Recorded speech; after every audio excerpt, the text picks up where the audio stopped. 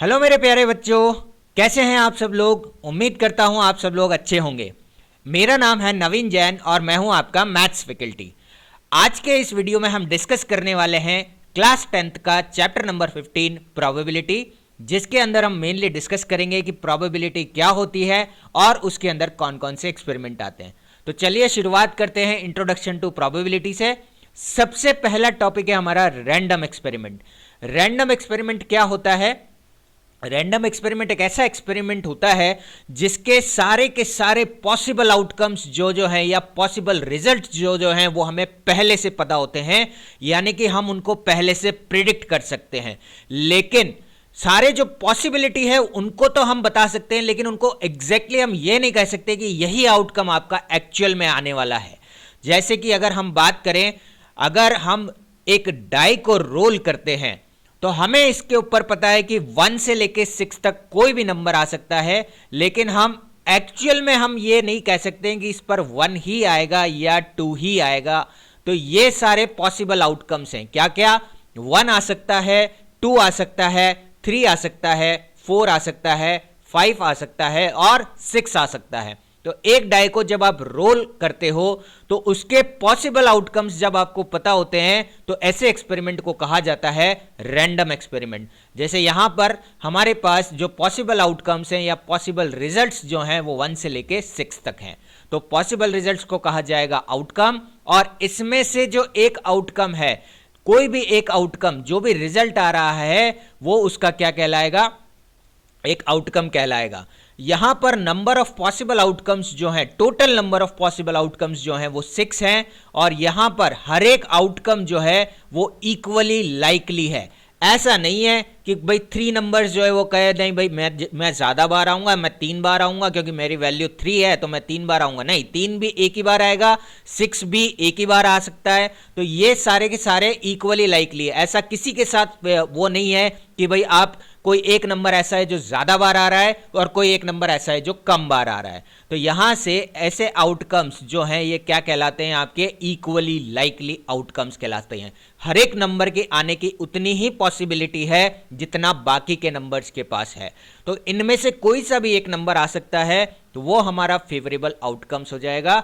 अब यहां पर हम सबसे पहला एक्सपेरिमेंट जो है वो टॉसिंग कॉइन का एक्सपेरिमेंट है, वो हम डिस्कस करेंगे कि जब आप एक कॉइन को टॉस करोगे या 2 कॉइन को टॉस करोगे या 3 कॉइन को टॉस करोगे तो उनके क्या क्या आउटकम्स आ सकते हैं। तो यहां पर हम सबसे पहले एक कॉइन को टॉस करते हैं।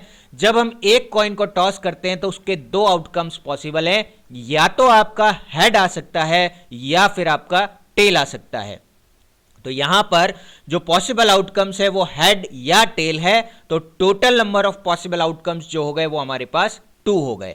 अगर हम 2 कॉइन्स को एक साथ टॉस करते हैं, जब हम 2 कॉइन्स को एक साथ टॉस करेंगे तो हम पहले फर्स्ट कॉइन को देखते हैं। मान लीजिए फर्स्ट कॉइन के ऊपर हेड आ गया और सेकंड कॉइन के ऊपर भी हेड आ गया। दूसरा केस है हमारे पास, फर्स्ट कॉइन के ऊपर हेड आया है और सेकंड कॉइन के ऊपर टेल आया है। थर्ड केस है हमारे पास, अगर फर्स्ट कॉइन के ऊपर टेल आ गया और सेकंड कॉइन के ऊपर हेड आ गया। और लास्ट केस जो है वो है हमारे पास, फर्स्ट कॉइन के ऊपर भी टेल और सेकंड कॉइन के ऊपर भी टेल।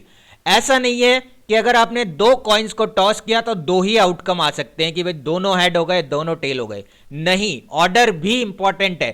फर्स्ट पर हेड और टेल, सेकंड पर टेल, या फिर फर्स्ट पर टेल और सेकंड पर हेड, ये दोनों अलग अलग आउटकम्स हैं। तो जब आप 2 कॉइन्स को एक साथ टॉस करते हो तो आपके पास 4 टोटल आउटकम्स आते हैं, जो कि होते हैं head head, head tell, tell head और टेल टेल। तो यहां पर total number of possible outcomes जो हैं वो 4 है।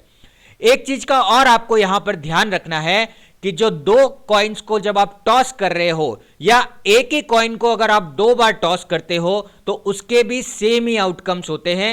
यानी कि अगर आप एक कॉइन को 2 बार टॉस करके उसके आउटकम्स नोट करोगे तो या तो आपके पास हेड हेड आ सकता है, या हेड टेल आ सकता है, या टेल हेड आ सकता है, या फिर दोनों बार टेल टेल आ सकता है। सो जब भी आप दो कॉइन को टॉस कर रहे हो एक साथ या एक कॉइन को दो बार टॉस कर रहे हो तो ये एक ही बात होती है और इनके आउटकम्स जो होते हैं वो सेम होते हैं। तो यहां पर आपके पास total number of possible outcomes आएंगे 4। अब हम बात करते हैं अगर हम तीन कॉइन को एक साथ टॉस करें या फिर एक ही कॉइन को 3 बार टॉस करें तो ये भी एक ही बात है। तो इस केस में हमारे पास टोटल आउटकम्स कितने आएंगे, तो ध्यान से देखते हैं। देखो सबसे पहले हम फर्स्ट वाले कॉइन का रिजल्ट नोट करेंगे या फर्स्ट टाइम में जो आउटकम आ रहा है उसको नोट करेंगे। उसके बाद हम सेकंड टाइप का रिजल्ट, सेकंड कॉइन का रिजल्ट नोट करेंगे या सेकंड टाइम में क्या आउटकम आ रहा है उसको नोट करेंगे और एट द एंड हम थर्ड कॉइन का रिजल्ट नोट करेंगे या फिर थर्ड टाइम में क्या आउटकम आ रहा है उसको नोट करेंगे। इसके लिए हम एक कंसीडर करते हैं, सबसे पहले हम तीनों हेड ले लेते हैं। तो मैंने फर्स्ट केस में तीनों ही कॉइन पर क्या ले लिया है, हेड ले लिया है। अब हम एक कॉइन पर टेल लेते हैं और बाकी दोनों पर हेड लेते हैं। तो मैंने फर्स्ट 2 कॉइन पर हेड लिया हुआ है और लास्ट कॉइन पर टेल लिया है। अब मैं क्या करता हूं, इस टेल को धीरे धीरे शिफ्ट करता हूं। तो आपको क्या करना है, इस टेल को शिफ्ट करना है, इसकी पोजीशन को शिफ्ट करना है। जैसे सेकंड वाले केस में टेल जो है वो सबसे लास्ट पोजीशन पर था, अब हमने टेल जो है वो सेकंड पोजीशन पर ले लिया और उसके बाद लास्ट वाले केस में हमने टेल को फर्स्ट पोजीशन पर ले लिया। तो आपके पास जो 4 आउटकम आ रहे हैं वो आ रहे हैं head head head, second outcome है head head tail, third outcome है हेड टेल हेड और फोर्थ आउटकम है टेल हेड हेड। अब इसके बाद में हम सबसे पहले वापस से, हो सकता है तीनों कॉइन्स पर टेल आ रहे हों तो टेल ले लेते हैं और उसके बाद हेड को इंट्रोड्यूस करते हुए ऐसे ही 4 आउटकम्स और लिखेंगे। तो टोटल मिला के जब आप तीन कॉइन्स को जब आप टॉस करोगे तो टोटल मिला के आपके पास कितने आउटकम्स हो जाएंगे, 8 आउटकम्स हो जाएंगे।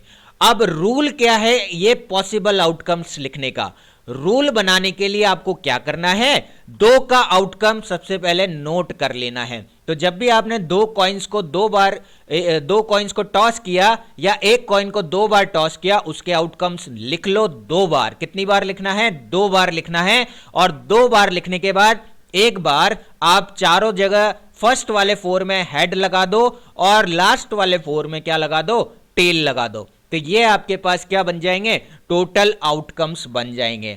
ऐसा कोई जरूरी नहीं है कि आपके पास 3 के बाद में 4 बार भी अगर आप कॉइन को टॉस करते हो तो 4 बार के आउटकम लिखने के लिए आपको क्या करना है, ये 8 जो आउटकम आपने लिखे हैं इनको आप एक एक बार और लिख दो। 8 बार है ये वाले आउटकम लिख दो और 8 बार एक और बार लिख दो और 8 के आगे आप हेड लगा दो और अगले 8 के आगे आप टेल लगा दो। इस तरीके से आप 4 बार 5 बार 6 बार कितनी भी बार आप उसका आउटकम बना सकते हैं।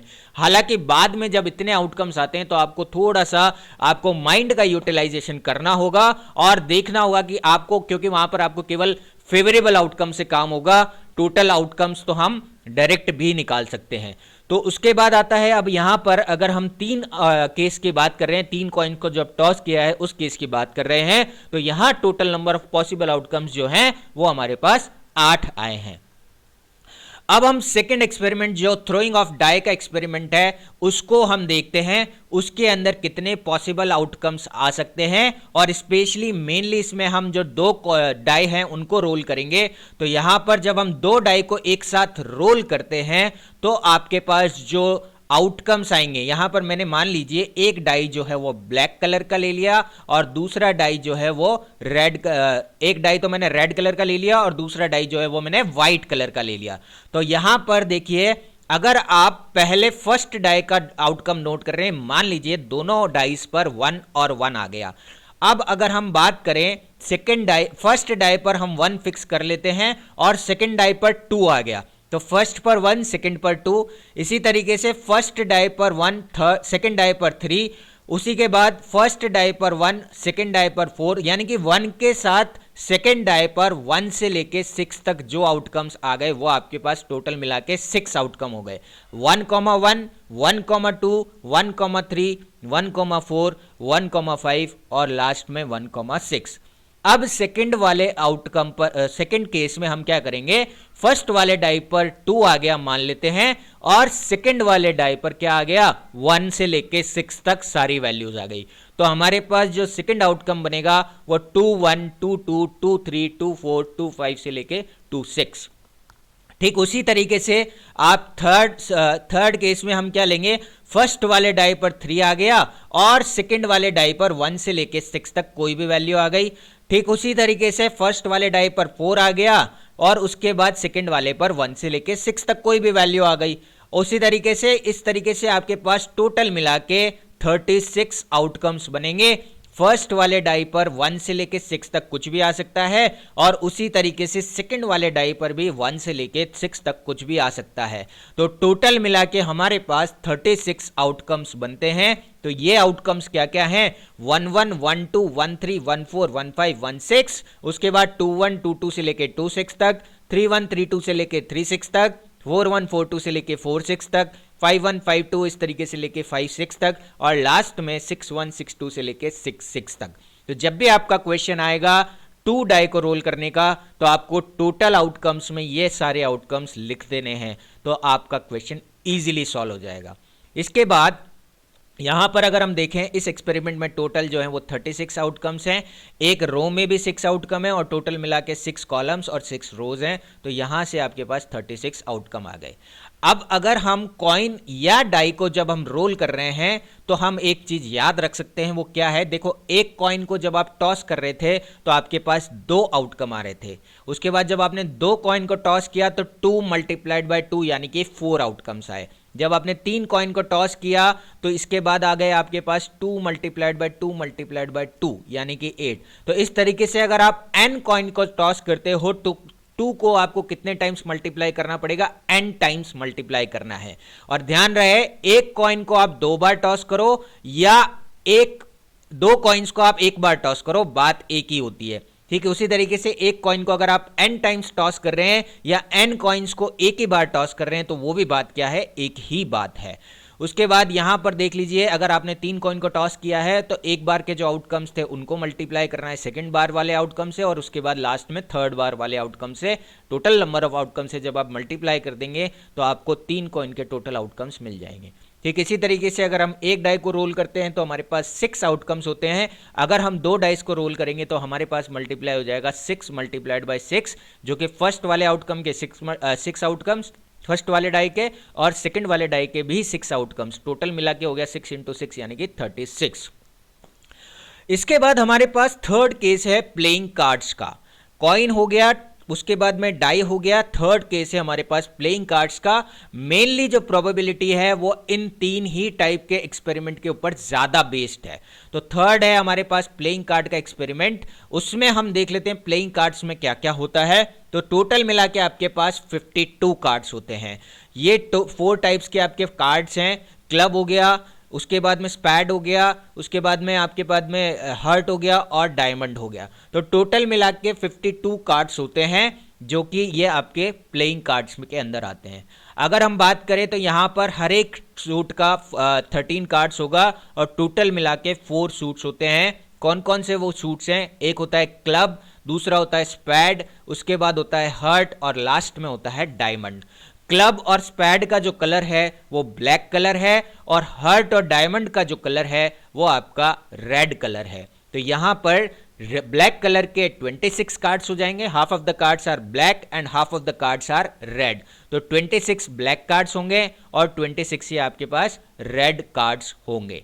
ठीक है, उसके बाद में हर एक सूट में 3 फेस कार्ड होते हैं, किंग, क्वीन एंड जैक, और टोटल मिला के आपके पास 12 फेस कार्ड होंगे। 12 face cards will be there.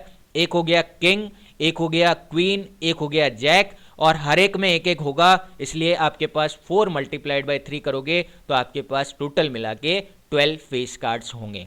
तो जिन लोगों ने कार्ड्स नहीं खेला है उन लोगों के लिए ये आपको मैंने बता दिया, क्योंकि कार्ड्स के क्वेश्चन आपसे तभी सॉल्व होंगे जब आपको कार्ड्स के बारे में नॉलेज होगी। अगर कार्ड्स के बारे में नॉलेज नहीं है तो ये आपका पूरा स्लाइड जो है ये कार्ड्स के बारे में बता रहा है। आगे बढ़ते हैं, next game of chance. Next experiment जो आता है आपका प्रोबेबिलिटी के अंदर वो आता है गेम ऑफ चांस या व्हील ऑफ चांस इसे कहा जाता है। जैसे मान लीजिए ये एक व्हील ऑफ चांस है जिसके अंदर 1 से लेके 8 तक नंबर लिखे हुए हैं। जरूरी नहीं है 8 तक ही लिखा हुआ हो सकता है ज़्यादा नंबर भी लिखे हुए हो सकते हैं। 12 तक हो सकता है, 20 तक हो सकता है, कुछ भी हो सकता है।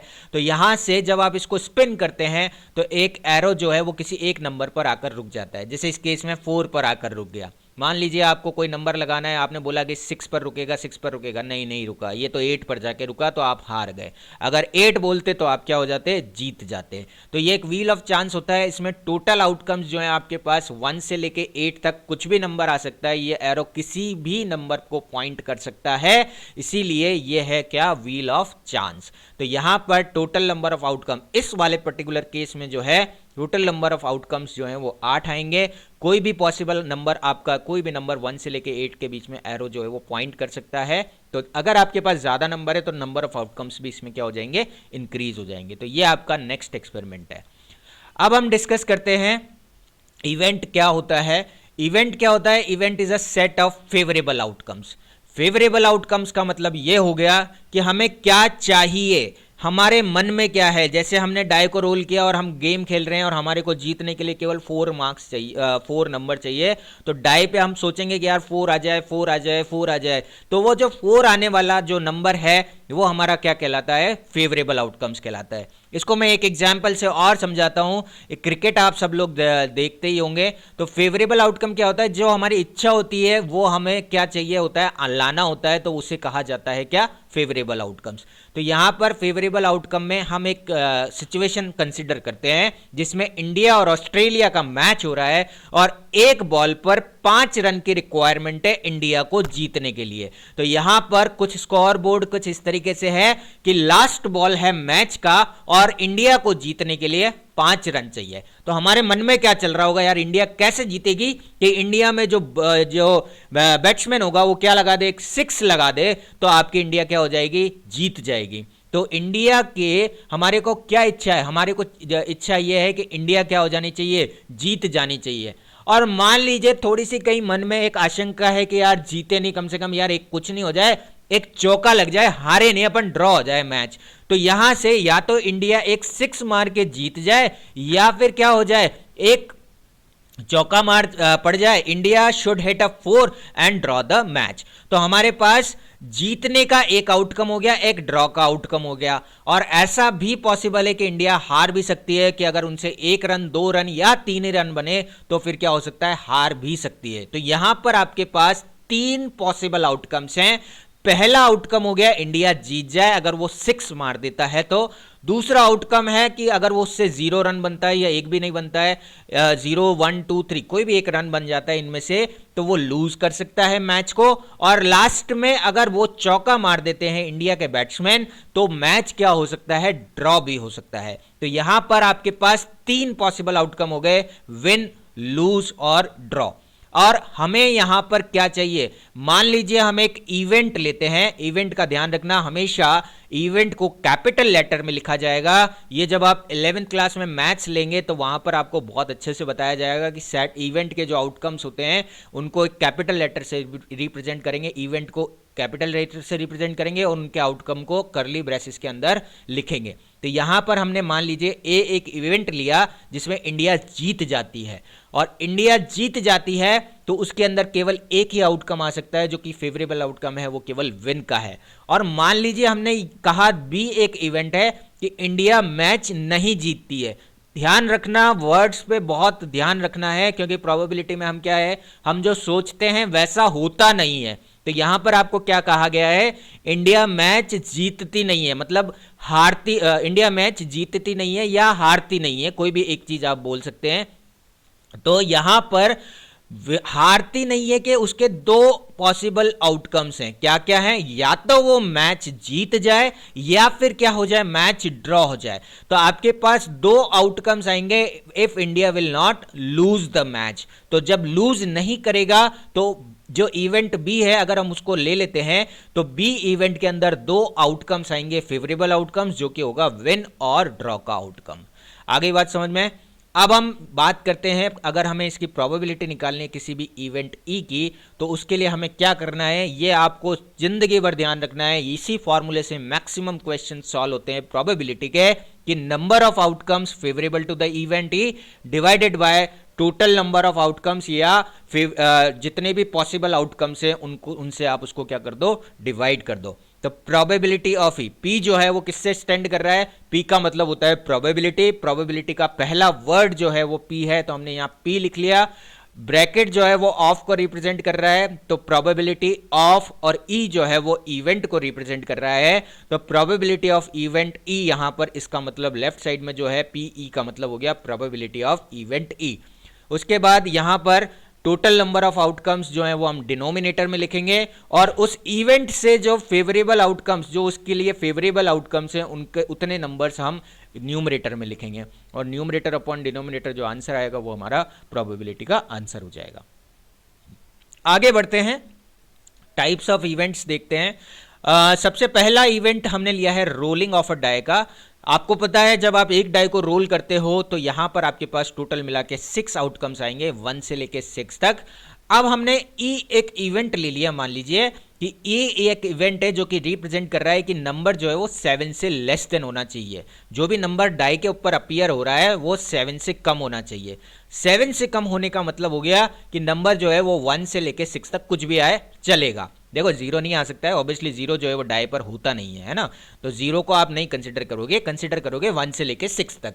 उसके बाद यहां पर फेवरेबल आउटकम अगर हम लिखें तो सारे के सारे आउटकम्स जो 1 से लेके 6 तक है वो सारे हमारे क्या है, फेवरेबल आउटकम है। 1 भी आएगा तो भी 7 से छोटा है, 2 भी आएगा तो भी 7 से छोटा है, 3 आएगा तो भी 7 से छोटा है। इस तरीके से सारे के सारे आउटकम्स जो हैं वो हमारे क्या हैं, फेवरेबल आउटकम्स हैं। तो यहां पर अगर ऐसा इवेंट जिसमें सारे के सारे आउटकम्स, जो टोटल आउटकम्स या पॉसिबल नंबर ऑफ आउटकम्स जो हैं वही हमारे इवेंट के भी आउटकम्स हैं, तो ऐसे इवेंट को कहा जाता है श्योर इवेंट या सर्टेन इवेंट। और श्योर इवेंट की जो प्रोबेबिलिटी होती है वो हमेशा 1 होती है, ये आपको बात ध्यान रखनी है। तो पहला स्टेटमेंट हो गया आपके पास, इसको नोट डाउन कर लेना कि प्रोबेबिलिटी ऑफ श्योर इवेंट और सर्टेन इवेंट इज ऑलवेज 1। उसके बाद सेकंड इवेंट की हम बात करते हैं। अगेन मैंने सेम एक्सपेरिमेंट लिया है रोलिंग ऑफ अ डाई का, जिसके सेम आउटकम्स है 1 से लेके 6 तक। और अब मैंने एक दूसरा इवेंट लिया है, इवेंट एफ, जिसमें मैंने बोला है कि जो भी आउटकम आए वो मल्टीपल ऑफ 4 का होना चाहिए, 4 का मल्टीपल। तो यहां पर 4 के मल्टीपल्स जो होते हैं वो होते हैं 4, 8, 12। अब ऑब्वियसली डाई पर 8, 12 ये कोई भी नंबर नहीं होता है, तो हमारे लिए फेवरेबल आउटकम में केवल एक ही आउटकम आएगा जो कि आएगा 4।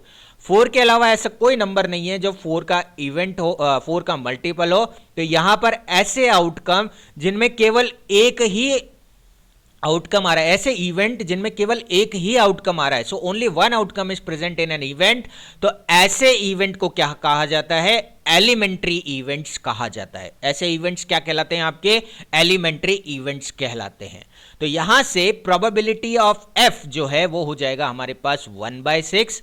अब अगर हम बात करें, यहां पर हम अलग अलग इवेंट लें, ए एक इवेंट ले लिया 1 आने का, तो इसका प्रोबेबिलिटी हो जाएगा 1/6। बी एक इवेंट ले लिया 2 आने का, इसका प्रोबेबिलिटी भी 1/6 हो जाएगा, क्योंकि 2 भी एक ही बार आ रहा है, 3 भी एक ही बार आ रहा है। सी एक इवेंट ले लिया, डी एक इवेंट ले लिया, हर एक नंबर के लिए मैंने एक एक इवेंट डिफाइन कर लिया।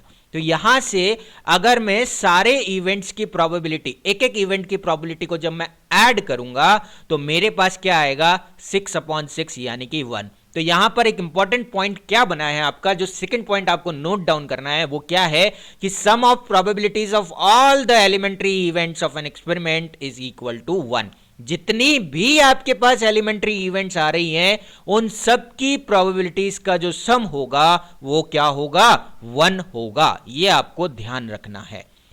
इसके बाद थर्ड केस में हम अगेन एक रोलिंग ऑफ अ डाई का एक्सपेरिमेंट लेते हैं। अगेन हमारे पास 6 आउटकम्स हैं, और अब मैंने एक थर्ड एक्सपेरिमेंट लिया है जी, जिसको मैं रिप्रेजेंट कर रहा हूं कि नंबर जो है वो ग्रेटर देन 8 आना चाहिए।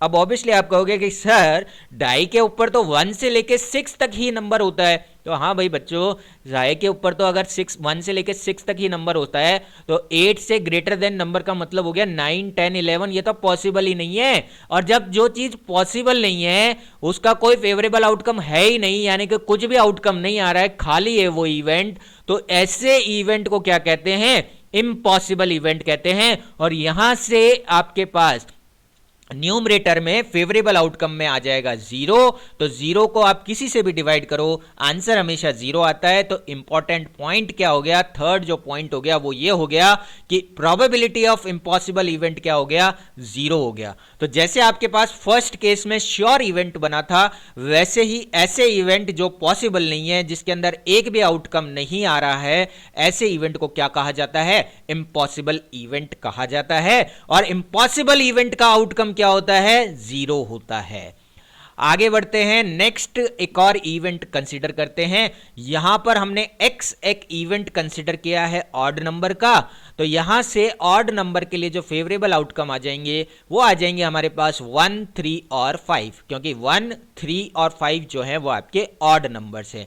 और y हम एक और इवेंट लेते हैं जो कि रिप्रेजेंट कर रहा है इवन नंबर को, तो यहां से y के लिए जो फेवरेबल आउटकम आ जाएंगे वो आ जाएंगे हमारे पास 2, 4 और 6।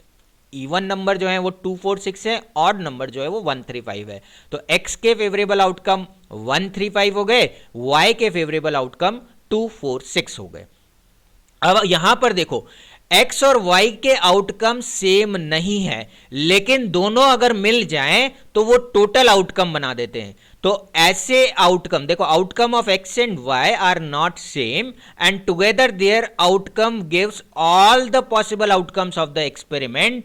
तो ऐसे x और y इवेंट्स को क्या कहा जाएगा, कॉम्प्लीमेंट्री इवेंट। कॉम्प्लीमेंट्री का मतलब ये हो गया कि अगर x हो रहा है तो y नहीं हो सकता है, y हो रहा है तो x नहीं हो सकता है। तो यहां से अगर हम प्रोबेबिलिटी ऑफ x निकालें तो वो आ जाएगा 3/6, जो कि हो जाएगा 1/2, और ठीक उसी तरीके से प्रोबेबिलिटी ऑफ y निकालें तो वो हो जाएगा 3/6, जो कि होएगा 1/2। और अगर हम प्रोबेबिलिटी ऑफ x और प्रोबेबिलिटी ऑफ y का एडिशन करें तो हमारे पास मिलेगा 1/2 plus 1/2 that is equal to 1। तो यहां से प्रोबेबिलिटी ऑफ x और y जो है वो x नहीं हो रहा है तब y है, यानी कि प्रोबेबिलिटी ऑफ नॉट x जो है उनका सम 1 आएगा। तो यहां से एक और रिजल्ट हमारे पास निकल के आता है जो कि फोर्थ पॉइंट होगा कि sum of probabilities of complementary event जो होता है वो 1 होता है। तो यहां से आपको ध्यान रखना है किसी इवेंट की होने की प्रोबेबिलिटी प्लस उसके नहीं होने की प्रोबेबिलिटी का जो सम होगा वो क्या होगा, 1 होगा। और इस पर बेस्ड आपके क्वेश्चंस हैं, आज के वीडियो में भी हम एक क्वेश्चन इस पर बेस्ड डिस्कस करेंगे। तो यहां से हमारे पास जो इंपॉर्टेंट पॉइंट्स आ गए वो आ गए, प्रोबेबिलिटी ऑफ इम्पॉसिबल इवेंट जो है वो 0 हो गया, सर्टेन इवेंट जो है वो 1 हो गया। थर्ड एक इंपॉर्टेंट पॉइंट और है कि प्रोबेबिलिटी जो है वो हमेशा 0 से 1 के बीच में लाई करती है, और प्रोबेबिलिटी ऑफ इवेंट जो है वो कभी भी नेगेटिव नहीं हो सकती है और ना ही ग्रेटर देन 1 हो सकती है। तो ये इंपॉर्टेंट पॉइंट्स हैं कि प्रोबेबिलिटी जो है वो 0 से 1 के बीच में ही लाई करेगी। एक और चीज यहां पर ध्यान रखना कि अगर मान लीजिए परसेंटेज की बात करें तो परसेंटेज के केस में 0 से 100 के बीच में लाई करेगी। 100%, 15%, ये पॉसिबल है। 15 वैल्यू नहीं है, 15 अगर आप लिख रहे हो तो नहीं पॉसिबल है, लेकिन अगर आप 15% लिख रहे हो तो फिर पॉसिबल है। आगे बढ़ते हैं, प्रोबेबिलिटी के जब भी आपको क्वेश्चन सॉल्व करने हो तो आपको 3 स्टेप ध्यान में रखनी है। सबसे पहला क्या, टोटल नंबर ऑफ ट्रायल्स या टोटल नंबर ऑफ आउटकम्स निकाल लो। सेकंड स्टेप क्या है, फेवरेबल आउटकम्स को काउंट कर लो, और उसके बाद इन दोनों को क्या करना है, आपको डिवाइड करना है। यानी कि फेवरेबल आउटकम में हमें किसका डिवाइड करना है, टोटल नंबर ऑफ आउटकम्स का डिवाइड करना है, तो आपका प्रोबेबिलिटी आ जाएगा। इसी डेफिनेशन से आपके maximum number of questions solve होते हैं। आगे बढ़ते हैं, अब कुछ क्वेश्चंस डिस्कस कर लेते हैं। तो फर्स्ट क्वेश्चन है, पहला क्वेश्चन लिखा हुआ है, फर्स्ट क्वेश्चन का फर्स्ट पार्ट है, probability of an event E plus probability of event not E. किसी इवेंट के होने की प्रोबेबिलिटी और नहीं होने की प्रोबेबिलिटी का सम, बीच में प्लस लगा हुआ है तो ये हमें पता है कि ये कितना आता है, 1 आता है। तो यहां पर फिल इन द ब्लैंक्स में आ जाएगा 1। सेकेंड पार्ट में है, the probability of an event that can not happen. जो प्रोबेबिलिटी नहीं हो सकती है उसकी, जो इवेंट हो नहीं सकता है उसकी प्रोबेबिलिटी जो है वो 0 होती है, और ऐसे इवेंट को क्या कहा जाता है, इम्पॉसिबल इवेंट कहा जाता है। थर्ड केस में, the probability of an event that is certain to happen. तो ऐसे इवेंट जिनका होना सर्टेन है, बिल्कुल पॉसिबल है, तो ऐसे इवेंट को कहा जाता है श्योर इवेंट, और इनकी प्रोबेबिलिटीज क्या होती है, 1 होती है। तो प्रोबेबिलिटी के फिल इन द ब्लैंक्स में 1 आ जाएगा, और ऐसे इवेंट का नाम हो जाएगा श्योर इवेंट या सर्टेन इवेंट। उसके बाद sum of probabilities of elementary event जो है वो 1 होता है, ये अभी हमने थोड़ी देर पहले देखा था, तो फोर्थ क्वेश्चन के फिल इन द ब्लैंक्स में 1 आ जाएगा। और लास्ट पार्ट है इसका, the probability of an event is greater than और equal to 0 and less than और इक्वल टू 1। प्रोबेबिलिटी हमेशा 0 से बड़ी होगी और 1 से छोटी होगी। आगे बात करते हैं सेकंड क्वेश्चन की। सेकंड क्वेश्चन में हमसे कहा गया है कि which of the following experiment have equally likely outcomes. आपको यह बताना है कि इनमें से कौन से एक्सपेरिमेंट जो हैं वो इक्वली लाइकली हैं और कौन से एक्सपेरिमेंट इक्वली लाइकली नहीं है। तो यहां पर फर्स्ट स्टेटमेंट है, a driver attempt to start a car and the car start और डज नॉट स्टार्ट। सेकेंड इस तरीके से आपके पास 4 स्टेटमेंट है। तो हम सबसे पहले फर्स्ट स्टेटमेंट को डिस्कस करते हैं। तो driver attempt to start a car, ये जो स्टेटमेंट है ये आपका इनकम्प्लीट स्टेटमेंट है। क्यों? क्योंकि यहां पर न तो ही हमें ड्राइवर के बारे में बताया गया है, ना ही कार के बारे में बताया गया है। हो सकता है भैया कार खराब हो, जब कार खराब को आप चालू करोगे तो चालू होगी क्या? हो ही नहीं सकती है। और हो सकता है देखो कार ऑलरेडी स्टार्ट हो। तो यहां पर आपको न कार के बारे में बताया गया है, ना ही ड्राइवर के बारे में बताया गया है, इसलिए ये जो है ये इनकम्प्लीट स्टेटमेंट है। तो इनकम्प्लीट स्टेटमेंट का जो है वो प्रोबेबिलिटी क्या होता है, वो इक्वली लाइकली नहीं होता है। मतलब ऐसे एक्सपेरिमेंट जो है वो इक्वली लाइकली नहीं होंगे। तो ये जो एक्सपेरिमेंट है ये इक्वली लाइकली नहीं होगा। ठीक उसी तरीके से सेकंड जो एक्सपेरिमेंट है, a player attempt to shoot a basketball, he she shoots और मिस द शूट। तो ये आपका स्टेटमेंट भी इनकम्प्लीट स्टेटमेंट है, क्योंकि यहां पर प्लेयर की एबिलिटी के बारे में नहीं बताया गया है। देखो एक तो हो सकता है जॉर्डन साहब खेल रहे हो, तो जॉर्डन साहब तो भाई साहब बहुत दूर से भी खड़े होकर अगर शूट करेंगे तो उनका तो बास्केट में ही जाएगा। तो यहां से आपको प्लेयर्स की एबिलिटी नहीं पता है, इसलिए ये एक्सपेरिमेंट भी आपका इक्वली लाइकली नहीं होगा। उसके बाद में थर्ड एक्सपेरिमेंट है, a trial is made to answer a true false question, the answer is right और रॉन्ग। तो यहां पर आपके पास एक क्वेश्चन है जिसका आंसर जो है वो ट्रू या फॉल्स हो सकता है। तो ऐसे क्वेश्चंस के 2 ही पॉसिबिलिटी है, या तो क्वेश्चन सही होगा या फिर क्या होगा, गलत होगा।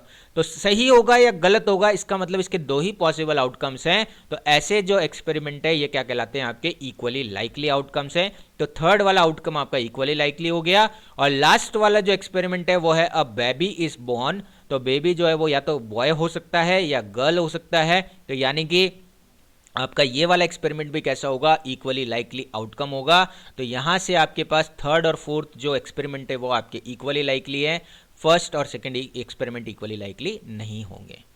नेक्स्ट क्वेश्चन डिस्कस करते हैं, which of the following can not be the probability of event. 4 options आपको दिए हुए हैं, इनमें से आपको बताना है कि कौन सा जो एक्सपेरिमेंट है वो प्रोबेबिलिटी नहीं हो सकता है। पहला ऑप्शन है 2/3। 2/3 को जब आप सॉल्व करोगे, ऑब्वियसली न्यूमरेटर जो है वो छोटा है, डिनोमिनेटर जो है वो बड़ा है, तो इसकी वैल्यू 1 से छोटी आएगी, तो ये हो सकता है। सेकेंड ऑप्शन है -1.5। नेगेटिव जो वैल्यू है वो प्रोबेबिलिटी में एग्जिस्ट नहीं कर सकती, तो ऑब्वियसली सेकेंड ऑप्शन सही होगा। बाकी ऑप्शंस भी हम डिस्कस कर लेते हैं। तो सी ऑप्शन जो है वो है लिखा हुआ आपका 15%। तो 15% का मतलब हो गया 15% के केस में मैंने अभी आपको बताया था कि परसेंटेज के केस में आप 0 से 100 के बीच में कोई भी वैल्यू ले सकते हो। तो आपके पास सी ऑप्शन भी होगा प्रोबेबिलिटी का वैल्यू। और लास्ट 0.7 है जो कि 0 और 1 के बीच की ही वैल्यू है, इसलिए ये वाला ऑप्शन भी आपका सही ऑप्शन होगा प्रोबेबिलिटी का। तो आपका जो इस क्वेश्चन का सही आंसर होगा वो ऑप्शन बी होगा, क्योंकि प्रोबेबिलिटी कभी भी नेगेटिव नहीं हो सकती है, इसलिए answer B is the correct answer. Last question है इस वीडियो का जिसको हम डिस्कस कर रहे हैं, फिफ्थ क्वेश्चन जो आपकी बुक का है वो है, अगर प्रोबेबिलिटी ऑफ इवेंट ई जो है वो दी हुई है आपको 0.05 और हमें निकालना है प्रोबेबिलिटी ऑफ नॉट ई। तो यहां से हमें पता है प्रोबेबिलिटी ऑफ ई जो है वो गिवन है 0.05 और हमें पता है probability of E plus probability of not E. Not E को ई बार से भी रिप्रेजेंट किया जाता है, ये इसका सिंबल है। ई बार का मतलब हो गया ई के नहीं होने की प्रोबेबिलिटी। तो probability of E plus probability of not E का जो सम है वो आएगा आपके पास 1। यहां पर हमें प्रोबेबिलिटी ऑफ ई की वैल्यू गिवन है जो कि 0.05 है। तो प्रोबेबिलिटी ऑफ ई बार जो हो जाएगा वो हमारे पास हो जाएगा 1 माइनस प्रोबेबिलिटी ऑफ ई, क्योंकि ये प्रोबेबिलिटी ऑफ ई को हम किधर ले जाएंगे, जो लेफ्ट साइड में लिखा हुआ है उसको हम राइट साइड में लिखेंगे। और आप प्रोबेबिलिटी ऑफ ई की वैल्यू पुट कर देते हैं तो ये आ जाएगा 1 माइनस 0.05। इसको सॉल्व करेंगे, माइनस करेंगे तो आएगा 0.95। यहाँ पर ध्यान रखना 1 माइनस 0.05, तो 1 का मतलब है 1.00, और 1.00 में से आपको क्या करना है, माइनस करना है 0.05, और उससे आपका क्या निकलेगा, आंसर निकलेगा 0.95।